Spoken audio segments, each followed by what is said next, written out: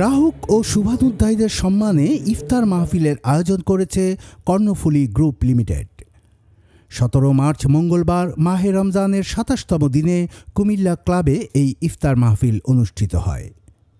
এতে প্রধান অতিথি হিসেবে উপস্থিত ছিলেন কুমিল্লা মহানগর জামায়াতের আমির কাজী দীন মোহাম্মদ। আমরা আজকে যেটাকে উপস্থিত হয়েছি সকলে আমার ব্যক্তিগত জীবনে, পারিবারিক জীবনে, সামাজিক জীবনে, রাষ্ট্রীয় জীবনে, ব্যবসায়িক জীবনে সব ক্ষেত্রে কোরআন যেন প্রাধান্য পায়, কোরআন ভিত্তিক যেন আমি সবকিছু বর্জন করতে পারি।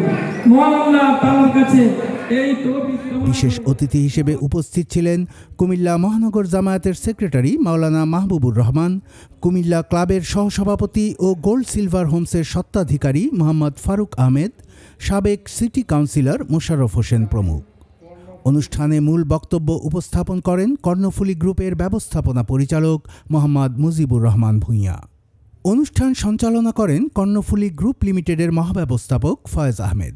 এ সময় কর্ণফুলী গ্রুপ লিমিটেডের চেয়ারম্যান মোহাম্মদ মিজানুর রহমান ভূঁইয়া, কুমিল্লা আইনজীবী সমিতির সভাপতি অ্যাডভোকেট শহীদুল্লাহ সহ বিশিষ্ট ব্যক্তিবর্গ উপস্থিত ছিলেন।